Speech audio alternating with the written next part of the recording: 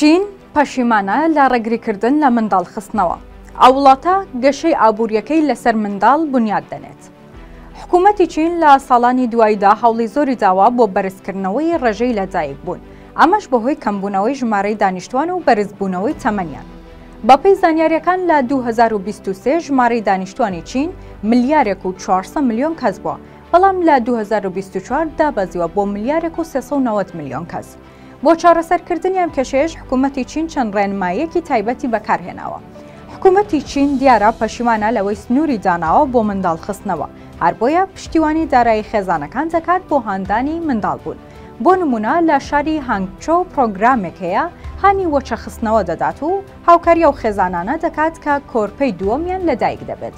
هەروەها کەمکردنەوەی خەرجی هاوسەرگیری یەکێکی دیکە لە ڕێکارەکانی زیادکردنی هاندانی وەچەخستنەوەیە. حکوومەتی چین ئێستا دەیەوێت ببێتەوە پێشەنگی جیهان لە ئابووریدا، بەڵام ساڵانی پێشوو سیاسەتی کەمکردنەوەی وەچەخستنەوەی پەیڕەو کرد. ئەمەش وای کرد هێزی کاری ئەو وڵاتە ڕوولەکەمی بکات سەرباری زۆری دانیشتوانەکەی. بەڵام پسپۆرانی وڵاتەکە هۆشداریان داوە لەوەی کە لە دوورمەودادا کاریگەری خراپی دەبێت. حکوومەتی چین ڕوبەڕووی دوو ئاڵنگاری دیمۆگرافی و ئابووری دەبێتەوە کە لە دابەزینی ڕێژەی لەدایکبوون و خاوبوونەوەی گەشەی بەکارهێنانی ناوخۆییدا دەردەکەوێت. بۆ ئەمەش ستراتیژیەکی نوێ دەگرێتە بەر کە تیشک دەخاتە سەر پاڵپشتیکردنی خێزانەکان و هاندانی منداڵبوونیان لە ڕێگەی بەرنامەیەک کە ئامانج لێی کەمکردنەوەی بارگرانی داراییە لەسەر دایک و باوکەکان.